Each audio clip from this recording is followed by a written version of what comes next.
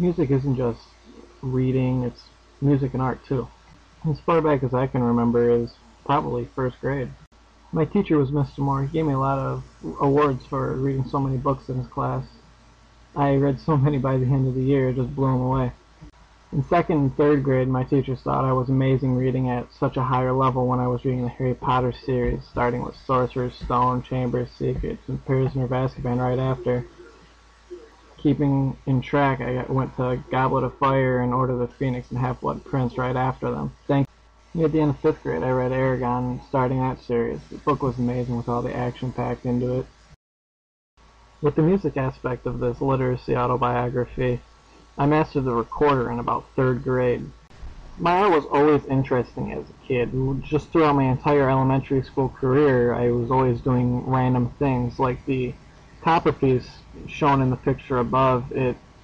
All you had to do was just put a pencil or a hard object to it and just crease it down, and on the other side you would see your picture.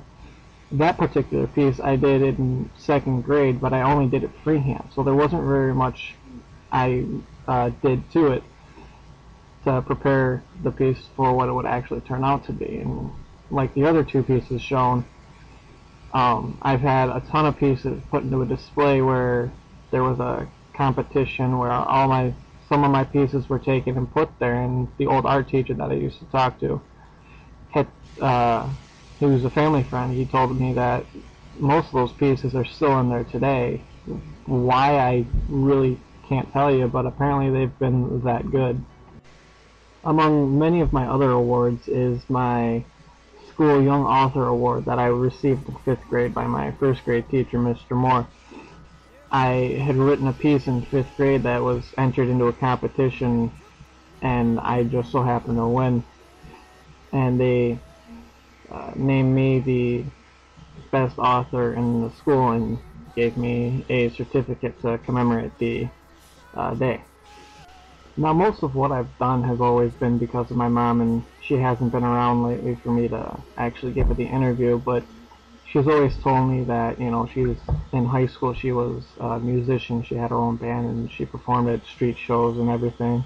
And she's taught me what she could on guitar, and I've learned and taught myself the rest of it. And she's always raised me up with a country music style, and mostly like rock, sort of like Nickelback or Three Doors Down. But she's always done these things, and her art career from college was just amazing. She's taught me everything I've known about drawing and just doing doodles or whatever. Now then, let's move on to junior high school.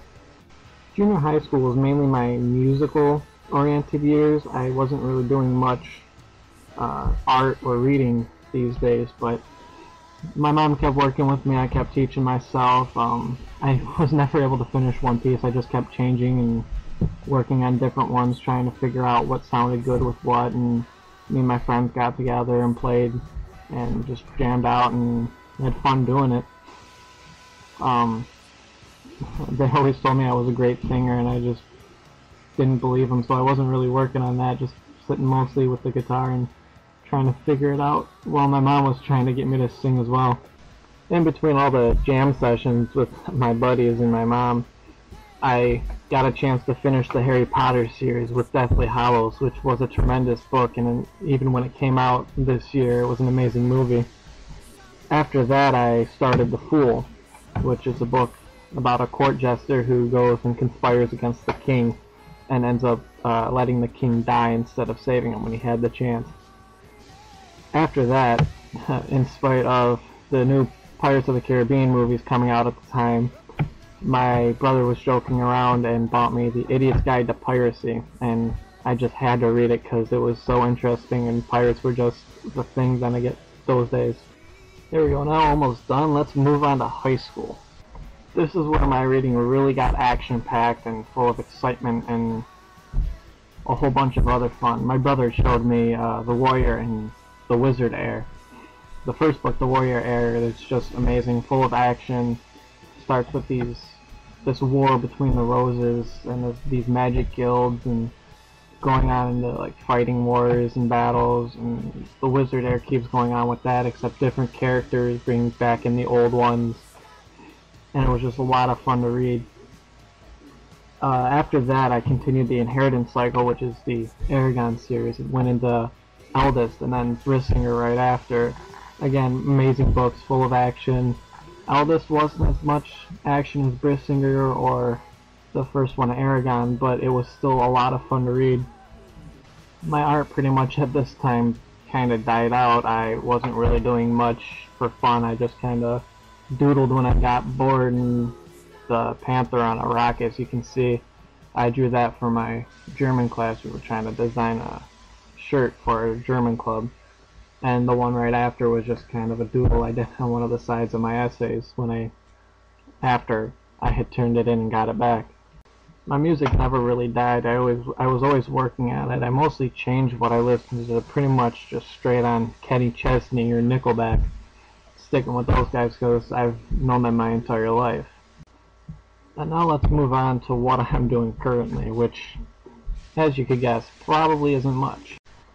These days I finally found the last book to the Air cycle, which is the Dragon Air, which, just like the other two, it's very exciting and action-packed and fun to read, and I can really get lost into it.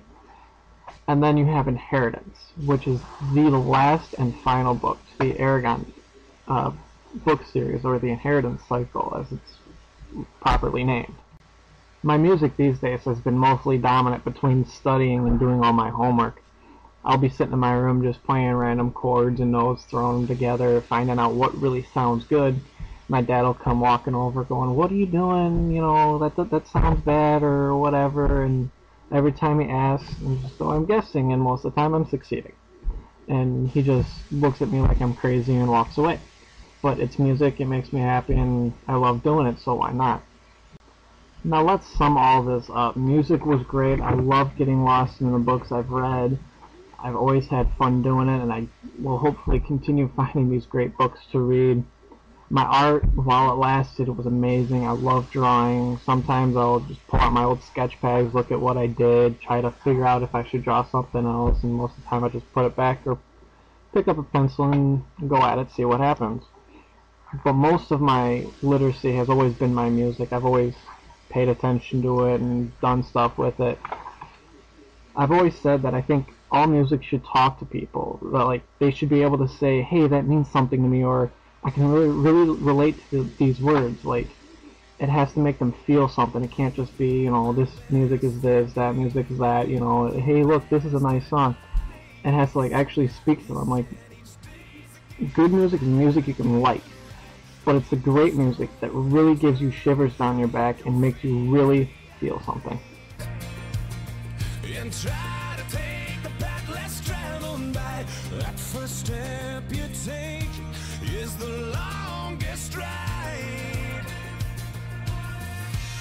If today was your last day and tomorrow was too late, could you say goodbye to yesterday? Or would you live each moment like your last? Leave old pictures in the past. Donate every night you had. If today was your last day.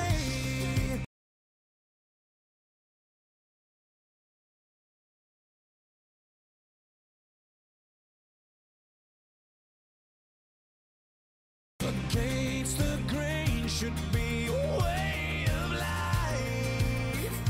So let's remember that literacy isn't just the reading. The music can also be the main part of what you want your point to be. So let's live each moment like it's our last and not leave anything undone.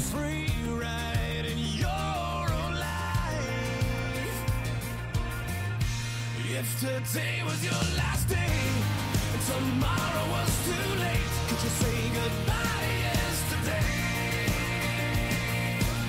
Or would you live each moment like your last? Leave old pictures in the past. Donate every dime you had. And would you call those friends you've never seen? Reminisce on memories. Would you forgive your enemies? Would you find that one you're dreaming of? Swear up and down to God